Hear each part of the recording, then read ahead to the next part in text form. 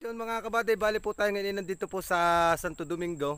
At tamang pahinga muna po yung service kong motor at napakahaba na po ng biniyahe ko po dito. Bali dito po ang daan pagpupunta po sa lugar na ito ay napakatarik po, puro lahat mga ahonin. At napatigil po ako dito at hindi ko po mapigilan na hindi tumigil kasi ito po yung pinaka view dito. Napakaganda mga kabady. Kita naman ninyo.